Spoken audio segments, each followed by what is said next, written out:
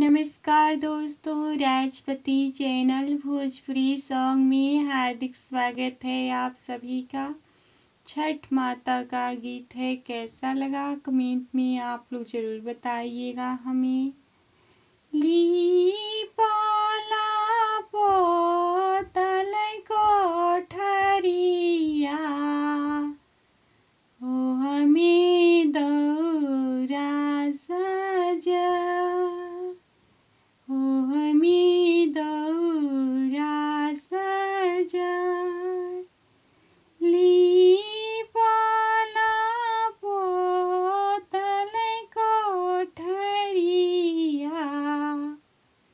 ओ में दौरा सजा तोहरो दौरवा सासु सजवनी हम दुअरिया धइले खाड़ हम दुअरिया धइले खाड़ तोहरो दौरवा सासु सजवनी हम दुअरिया धइले खाड़ तोहरा काला सुपगोतनी सजवनी हम दुअरिया धइले खाड़ हम दुअरिया धइले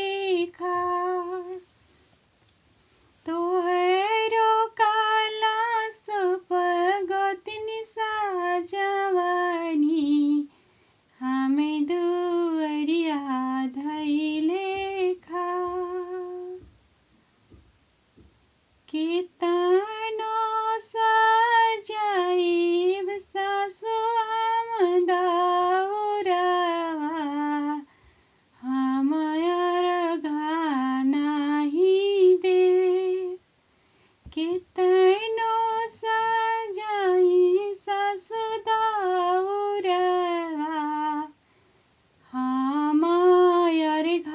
नाही दे केतनो सजाइब गोतनी काला सुपवा हमार नाही दे बिना रे बालक के गोदिया मोर एको ना सोहाय मोर एको ना सोहाय बिना रे बालक के गोदिया मोर एको ना सोहाय एका बालक दीना दीनानाथा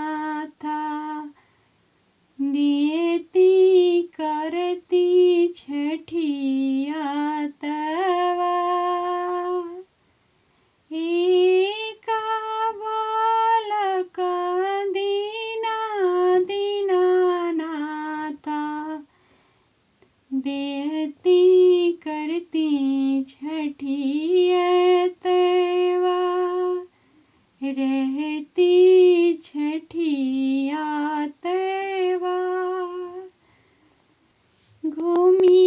घूमी घोड़ावा हो लगती पूरी होई मनसा घूमी घूमी घोड़ावा हो लगती पूरा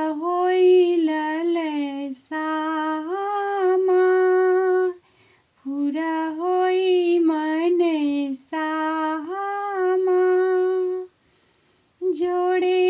जोड़े कोसियाम भरवती